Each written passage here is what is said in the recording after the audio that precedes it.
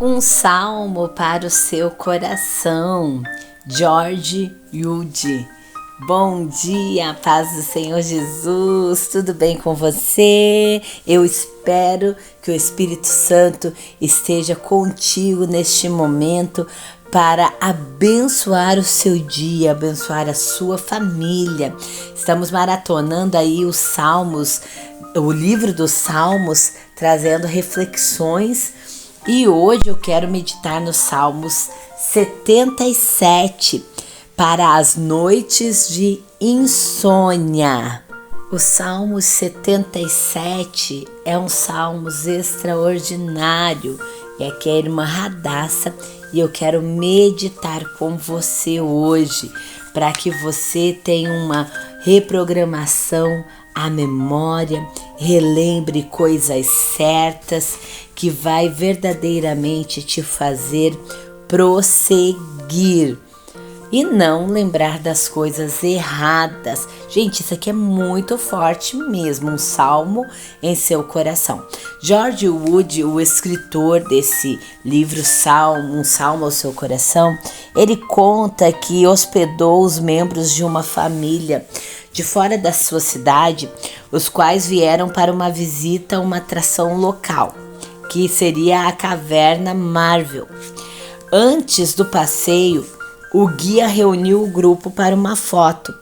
As crianças mais jovens de pé na fileira da frente. Uma encantadora menina de 5 anos de idade começou a chorar porque pensava que tinha perdido os seus pais. Na verdade, eles estavam escondidos na fileira superior, longe da visão daquela criança.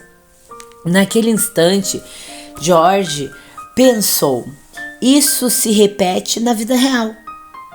Eu também entro em pânico quando me sinto sozinha e não percebo o meu Pai Celestial perto de mim. Lembrando então as coisas erradas, olha o Salmo 77. Asaf se sente sozinho neste salmo, em contraste com o seu humor no Salmo 76. Lá, ele deu um salto adiante para o dia final, quando todo conflito se tornará em vitória. Aqui, ele resiste ao momento presente, à maré da batalha, com bastante dúvidas. Clamei a Deus com a minha voz.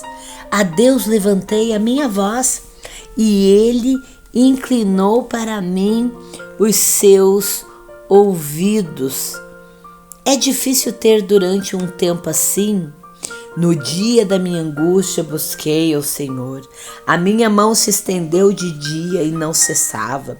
A minha alma recusava ser consolada. Por quê? Porque você perdeu momentaneamente a esperança em um dia mais promissor. Asaf geme, medita, enfraquece quando lembra de Deus e fica sem conforto no sentimento indizível de que Deus não se lembra dele. A insônia, uma companheira frequente da depressão, mergulha você em desvaneios por dias melhores e nas melodias felizes do passado. Mas aqueles momentos cheios de alegria se chocam com a aspereza da realidade presente. A vida é tão difícil e Deus ausentou-se. Como a criança assustada na caverna Marvel, talvez você perdeu o Pai de vista e sente, portanto, que ele também perdeu você de vista. Então, meu querido, minha querida, é necessário reprogramar a nossa memória. Exatamente isso. Veja bem, Selá, dizem Asaf e você. Sim, apenas pense nisso. E você repete e repete. E você continua refazendo a pergunta: quando isso vai terminar. A chave está conosco ou a chave da vitória está com Deus? Nestes salmos, a solução está dentro de nós. No verso 10, o temperamento se modifica à medida que Asaf muda da realidade de seus problemas pessoais para o registro das atividades de Deus em nosso favor. A fase de transição é sinalizada pela palavra de abertura, logo. Antes disso, ele lembrava de Deus e gemia. Depois, lembrava-se dos milagres anteriores de provisão e redenção realizados por Deus.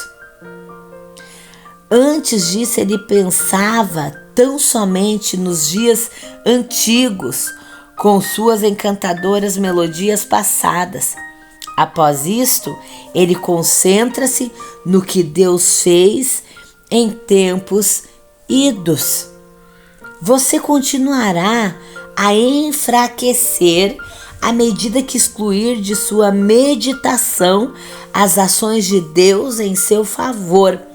Você deve deixar de concentrar-se em sua própria vida e nos seus problemas pessoais e lembrar-se de que Deus já fez muita coisa por ti. Isso mesmo. Então reprograme a sua memória, não para as angústias presentes, mas para as coisas boas que Deus já te fez e está ainda fazendo pela tua vida, dependente dos momentos difíceis. Por isso é necessário relembrar as coisas certas, e eu quero te convidar neste momento a trazer à sua memória aquilo que te dá esperança. Relembre as coisas certas. Isso é o que Asaf faz nos Salmos 77. Através de um ato da vontade, ele ordena a sua memória buscar no passado distante os milagres de Deus, os seus maravilhosos feitos. Se você deixar suas lembranças habitarem exclusivamente nas suas próprias mágoas, jamais encontrará a sua saída. Sua experiência passada lhe dirá que você não pode confiar em qualquer pessoa e nem mesmo em Deus. Misericórdia, né? Mas abra uma porta para a fé entrar e comece a pensar nas coisas que Deus tem feito. No abismo da depressão, é difícil manter o seu pensamento no Senhor. Tão centralizado que você está em seu próprio sofrimento, mas comece a disciplina da prática de estar na presença do Senhor. Mesmo que seja somente por 1 minuto a cada hora, você aprenderá gradativamente a aumentar o tempo despedindo na reflexão das realidades de Deus, de sua história com Ele, da maneira de tratar com as pessoas, e estes pensamentos se tornarão fortes e suficientemente extensos para formar uma meditação. Aleluias! À medida que pensar no Senhor, você se encontrará face a face com o seu caráter. Agora eu te pergunto, quem é Ele? Eu apanho a Bíblia para a resposta, então descubro que Ele, historicamente, ouve o clamor do seu povo. Não há ninguém mais que possua o seu poder e o poder de nos resgatar e de nos redimir. Não existe. Aqueles antigos descendentes de Jacó e José não são mais dignos de livramento do que tu. Você não tem nenhuma solução para o seu dilema, justamente como eles não tinham nenhuma solução para o problema deles. Tal como eles, tudo que você pode fazer é gemer, é orar, é clamar, é buscar. Mas Deus o ouve e te liberta. Acredite, Deus está te ouvindo e quer te libertar desse sofrimento. Dentro do contexto do Antigo Testamento, o Êxodo, em versos 16 a 20, diz que Deus foi o maior feito de Deus, o marco do maior nível da sua obra para o seu povo. Foi nesse texto. Para Asaf, o livramento divino do Egito envolvia mais do que uma história narrada. Isso servia como um encorajamento do próprio Deus e do que é capaz de fazer no tempo presente. Ele fez no passado e faz no presente. O Deus de então é o mesmo Deus de hoje. Seus caminhos podem nos conduzir ao mar. Sim, o Salmo termina abruptamente, de uma forma que nada mais precisa ser dito, pois declara que Ele, o Criador, declara que Ele nos guiou, que Ele ainda nos guia. O êxodo do Novo Testamento é ainda maior, pois Jesus nos resgatou do cativeiro do diabo, da morte e do pecado através da sua morte sobre a cruz por nossos pecados e da sua ressurreição dentre os mortos. A vida agora está operando em ti. A vida agora está operando em mim.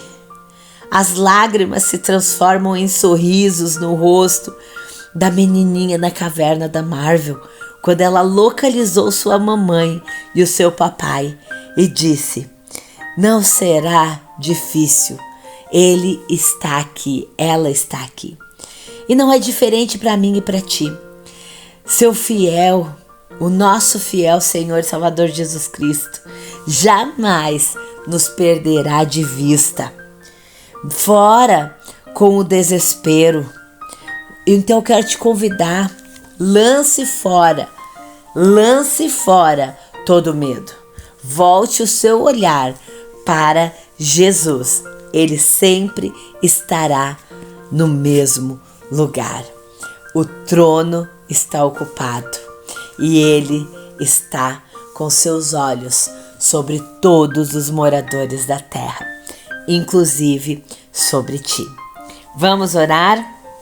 Pai querido, em nome de Jesus, nós temos muitas lembranças, algumas muito dolorosas e outras lembranças alegres, mas neste momento eu peço, em nome de Jesus, que a minha meditação sobre coisas passadas e a meditação desta mulher, deste homem que ouve e participa deste momento de oração sobre as coisas passadas, não seja desprovida das lembranças daquilo que tu tens feito por nós.